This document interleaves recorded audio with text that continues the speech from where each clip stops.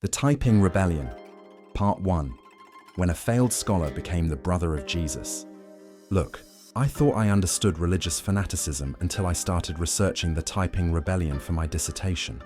We're talking about a civil war that killed more people than World War I, somewhere between 20 and 30 million dead over 14 years, led by a man who believed he was the younger brother of Jesus Christ. And here's the kicker. This wasn't some backward peasant uprising in a remote corner of China. This was a sophisticated political and military movement that came within a hair's breadth of overthrowing the Qing dynasty and fundamentally reshaping Chinese civilization.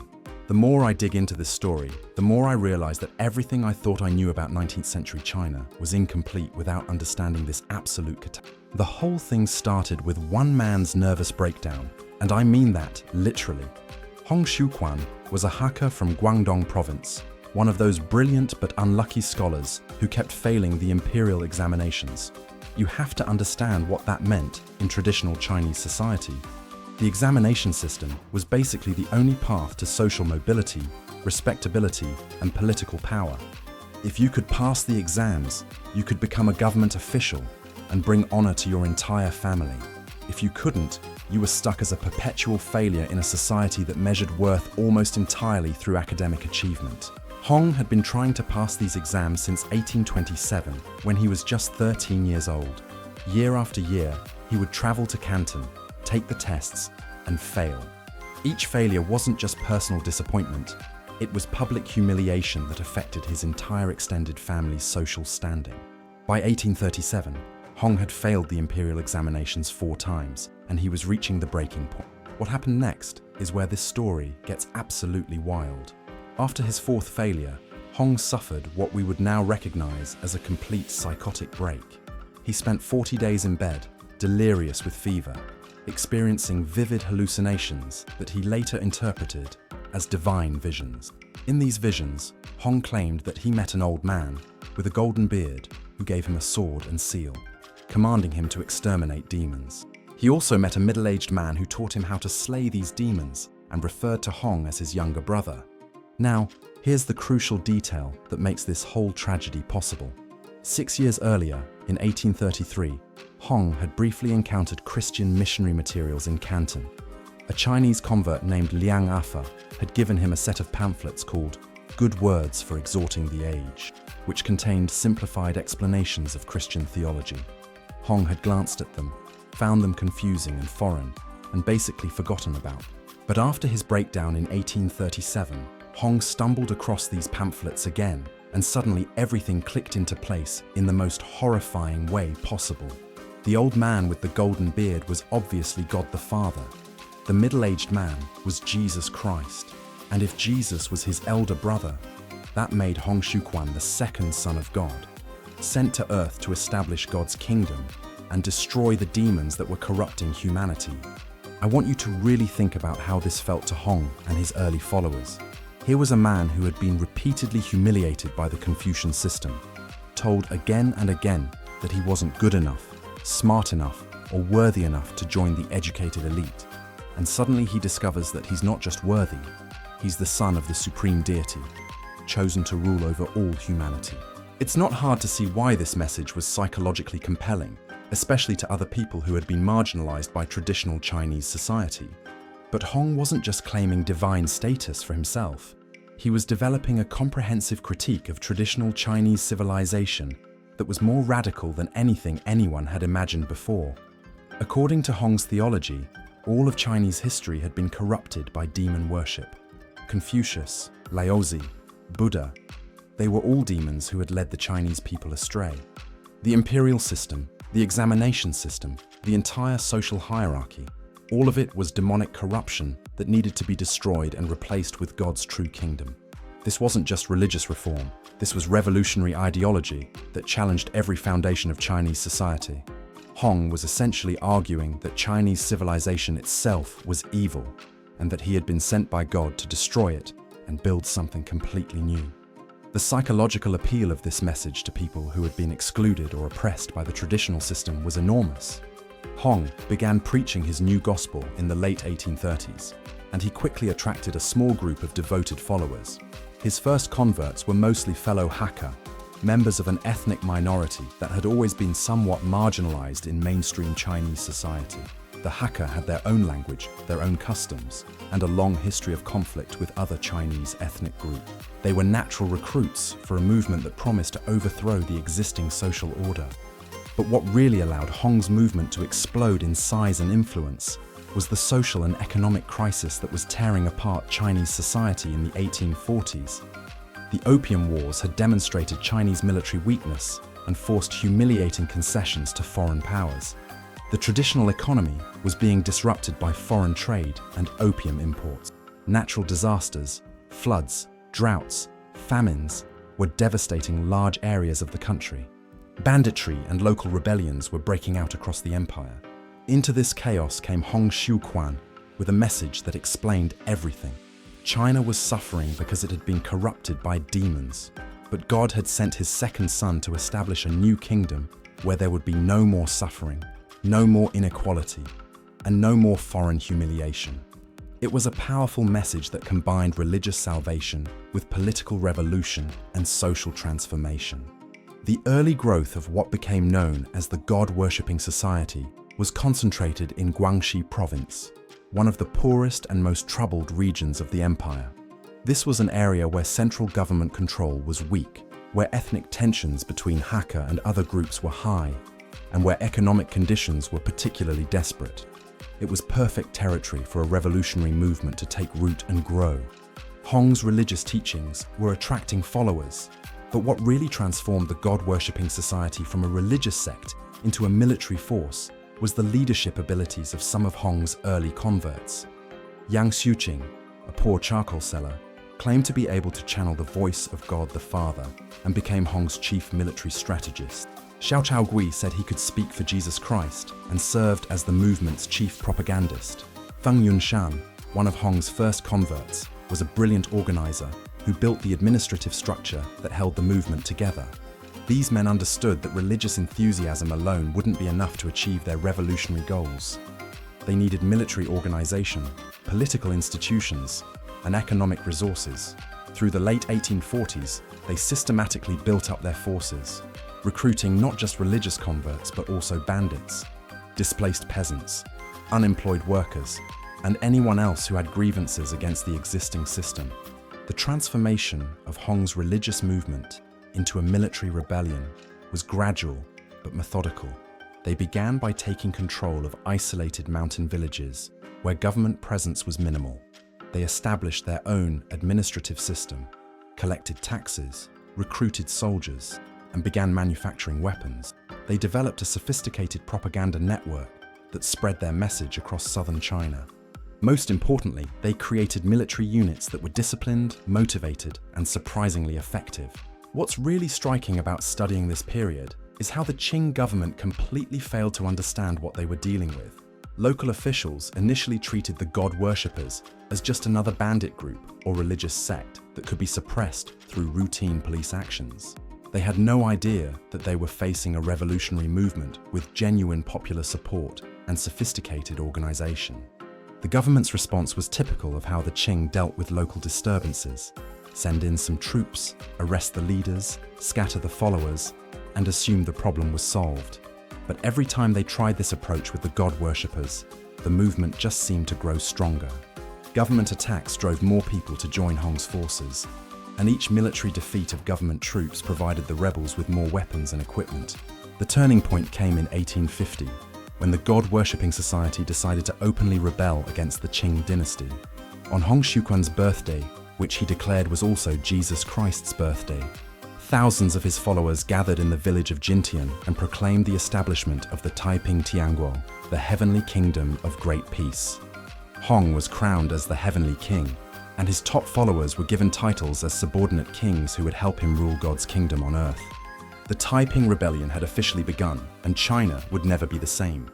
What happened next is one of the most remarkable military campaigns in Chinese history. The Taiping forces, starting from their base in Guangxi, began a systematic conquest of southern China that caught the imperial government completely off guard. These weren't disorganized peasant mobs. These were disciplined armies with effective leadership, clear objectives, and genuine popular support. The Taiping military strategy was brilliant in its simplicity. Instead of trying to hold territory in their remote mountain strongholds, they decided to march north and capture major population centers where they could recruit more followers and access more resources. Their first major target was the city of Yong'an, which they captured in September 1851 after a brief siege. The fall of Yong'an was psychologically devastating for the Qing government because it demonstrated that the Taiping forces could take fortified cities, not just raid villages. More importantly, it showed that local populations were willing to support the rebels. When the Taiping army entered Yong'an, they were greeted by cheering crowds and thousands of new recruits.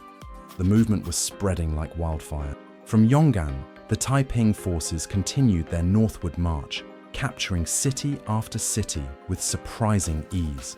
Traditional Chinese military tactics were completely ineffective against their combination of religious fanaticism, military discipline, and popular support. Government armies that should have been able to crush the rebels were instead being defeated repeatedly, often by numerically inferior Taiping forces. The psychological impact of these victories on both sides was enormous. For the Taiping followers, each success was proof that God was indeed on their side and that Hong Xiuquan's divine mission was real. For government officials and traditional elites, each defeat was evidence that the foundations of Chinese civilization were crumbling. What really terrified the establishment was that the Taiping weren't just trying to replace one dynasty with another. They were trying to destroy Chinese civilization itself and replace it with something completely foreign. The Taiping rejected Confucianism, Buddhism, and Taoism. They smashed temples, burned classical texts, and prohibited traditional ceremonies. They advocated radical social changes like gender equality, land redistribution, and the abolition of private property. The Taiping social program was genuinely revolutionary by any standard. They proclaimed that all land should be held in common and distributed according to need. They declared that men and women were equal and should have the same rights and opportunities. They prohibited foot binding, arranged marriages, slavery, and the buying and selling of women. They banned alcohol, tobacco, and opium. They established schools that taught both boys and girls to read and write. These weren't just empty promises. In areas under Taiping control, they actually implemented these reforms. Women served as military officers and government officials. Land was redistributed to poor farmers. Traditional social hierarchies were abolished and replaced with a system based on religious devotion and military merit. But here's what's really tragic about the Taiping social program. Many of their ideas were genuinely progressive and would have improved the lives of millions of Chinese people. The problem was that these reforms were being implemented through incredibly violent means and justified by religious beliefs that most Chinese found alien and threatening. The Taiping approach to implementing their reforms was ruthlessly brutal.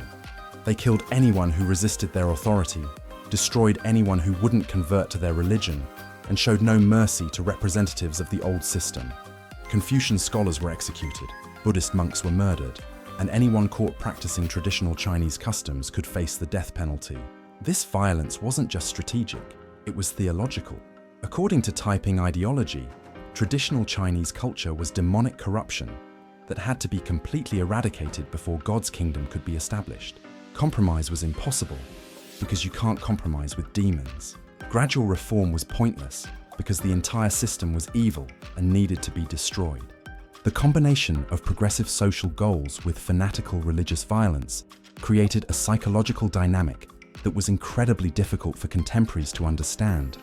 How could people who advocated gender equality and land reform also be responsible for mass murder and cultural destruction? How could a movement that promised peace and prosperity create so much death and devastation? The answer, I think, lies in the totalitarian nature of Hong Xiuquan's vision.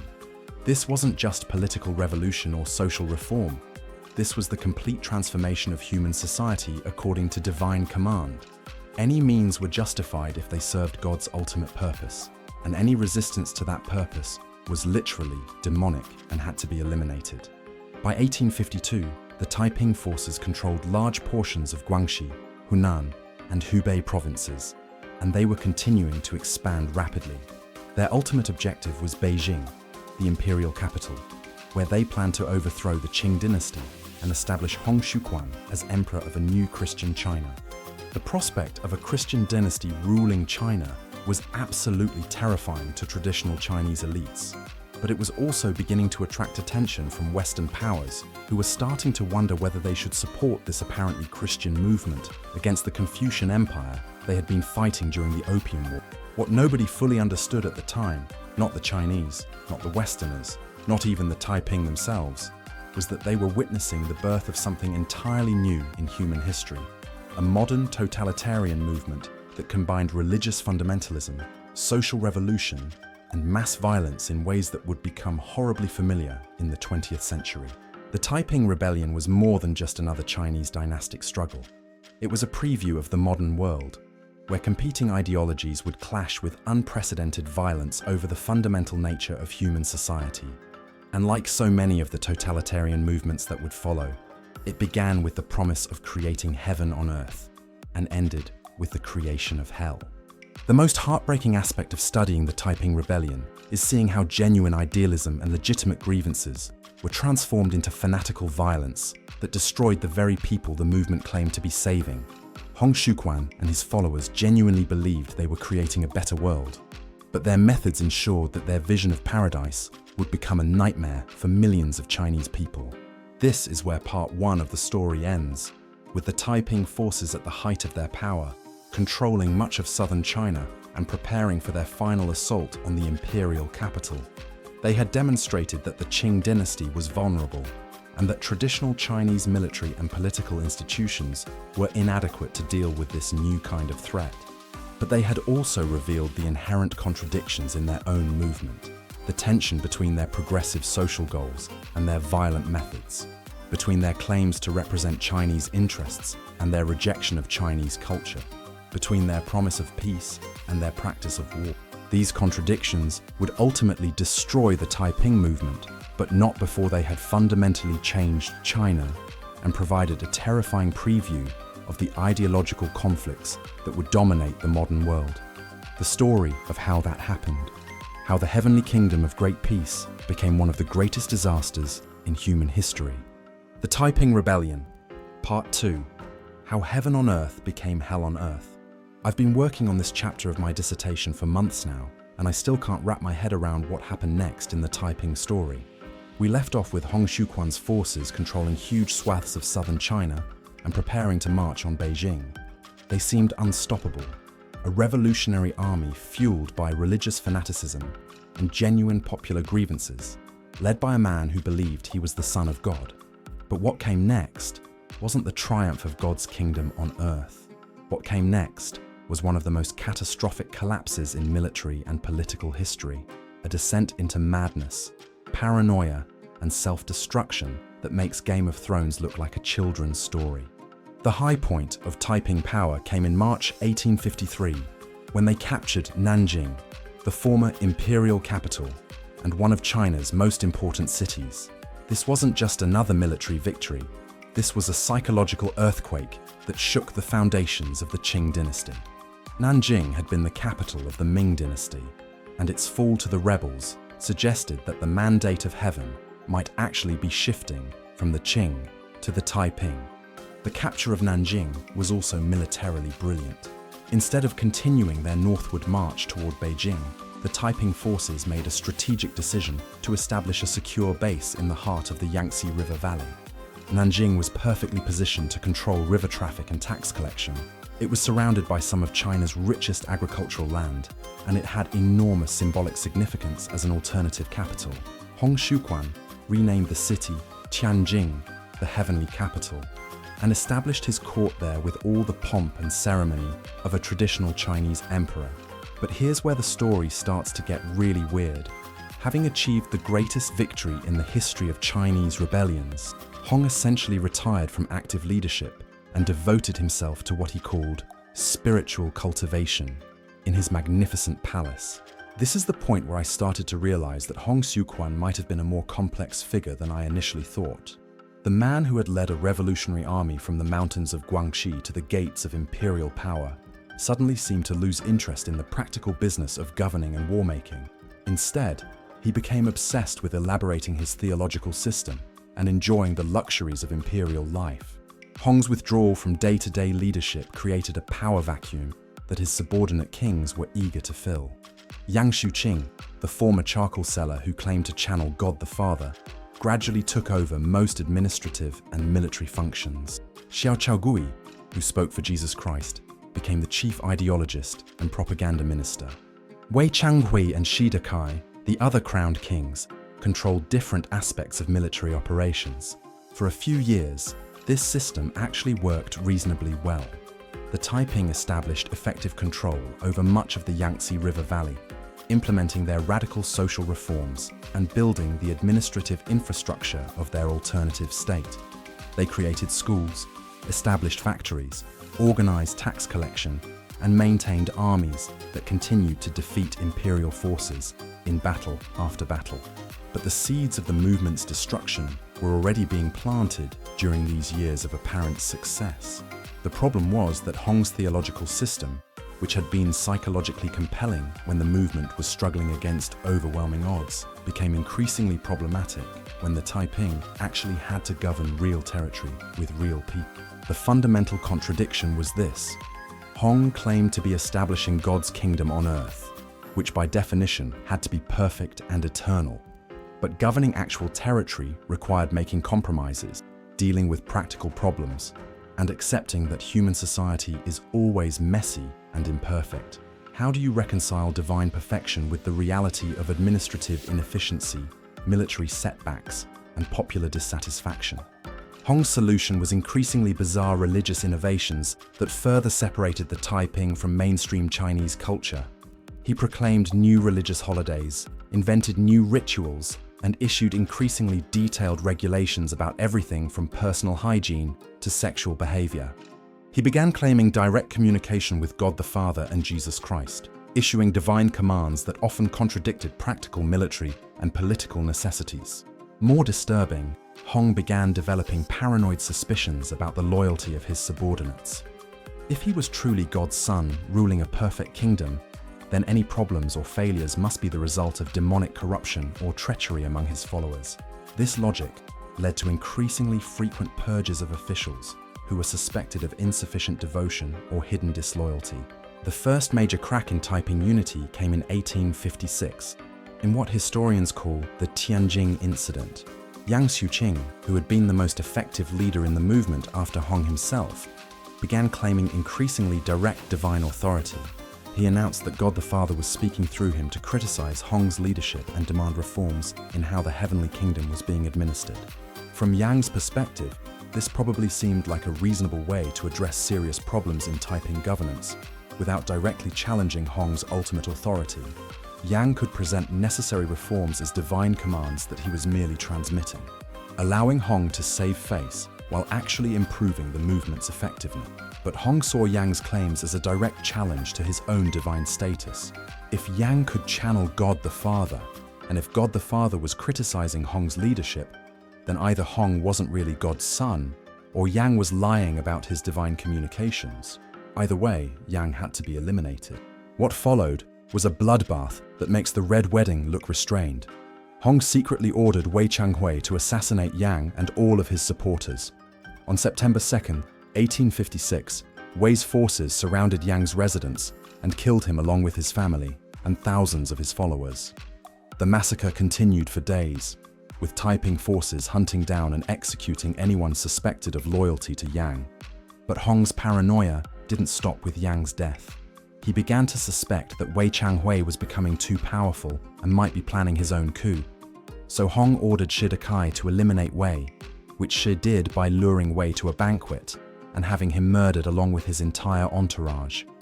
The Tianjin Incident was an unmitigated catastrophe for the Taiping movement.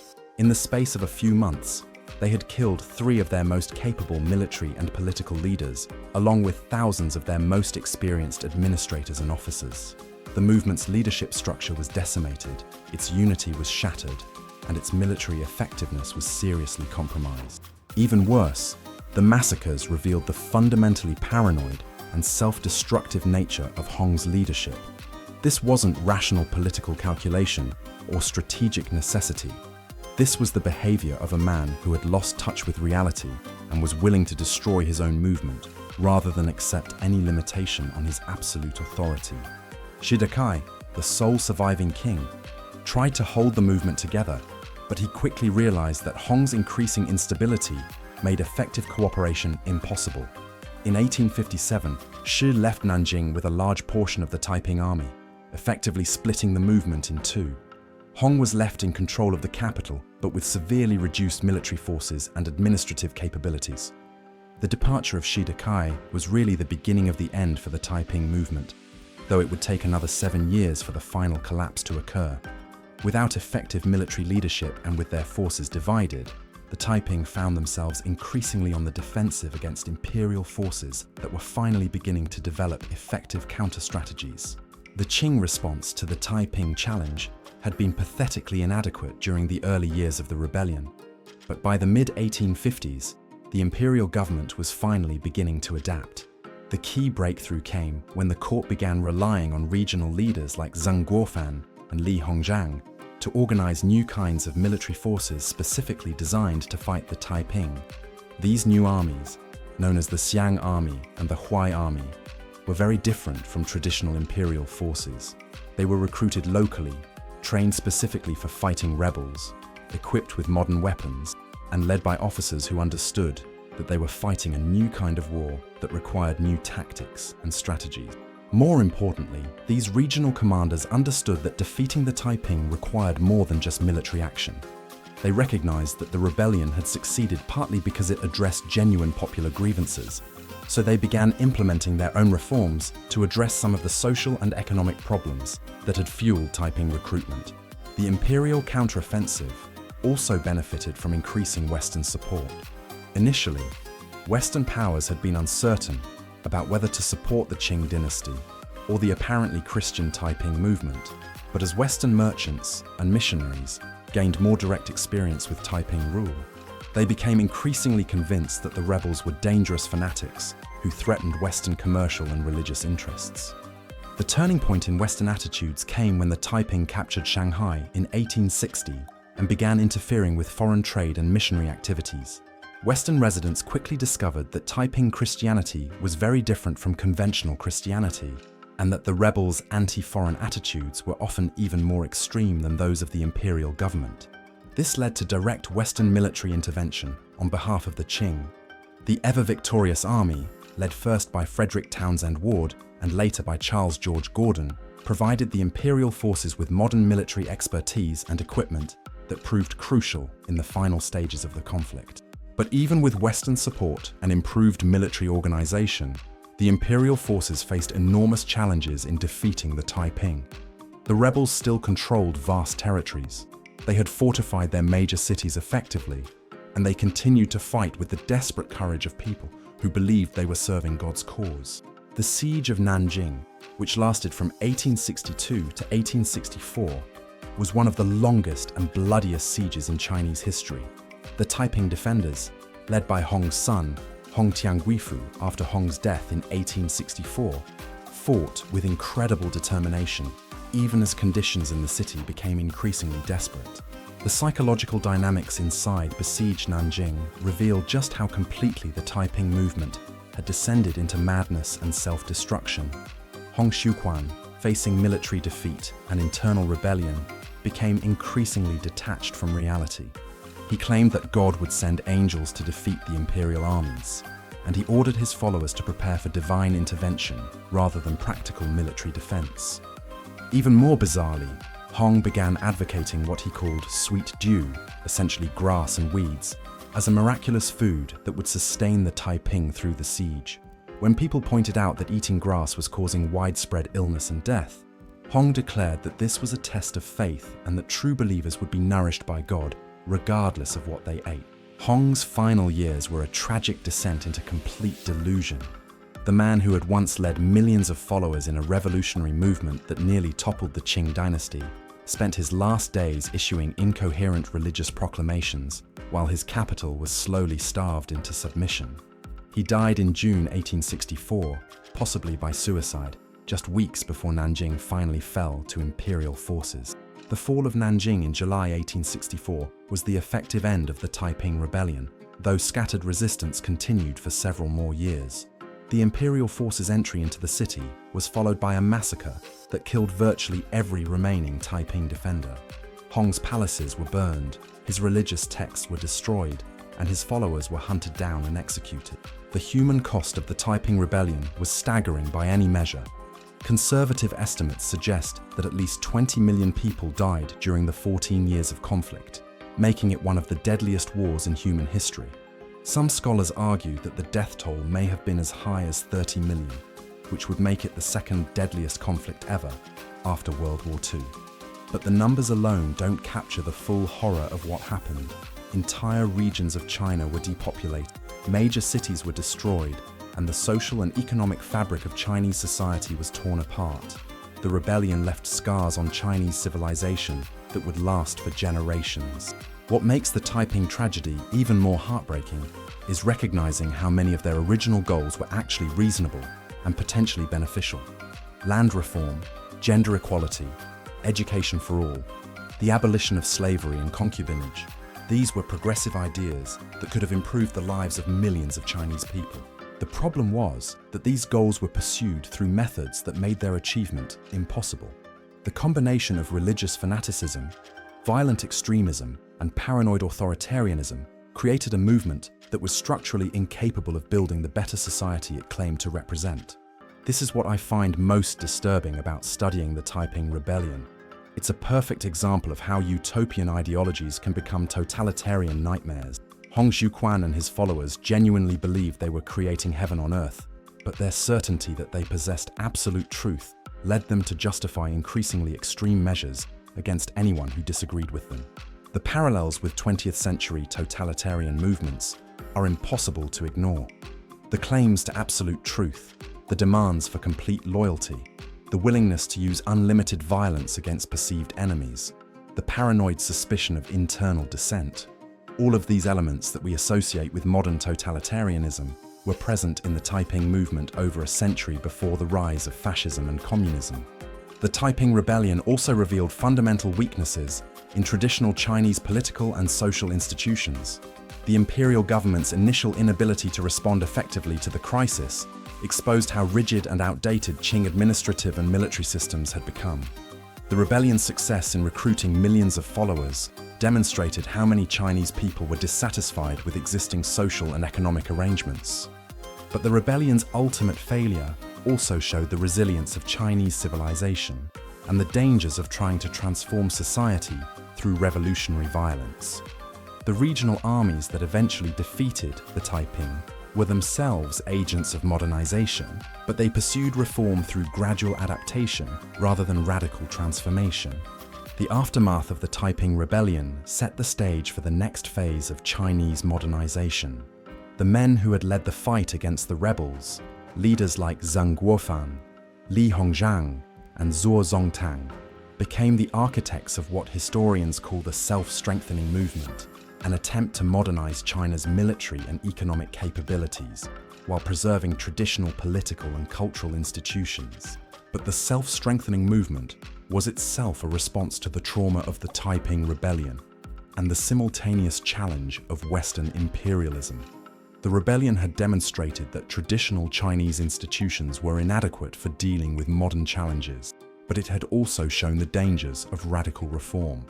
The result was a cautious, gradual approach to modernization that ultimately proved inadequate for China's needs.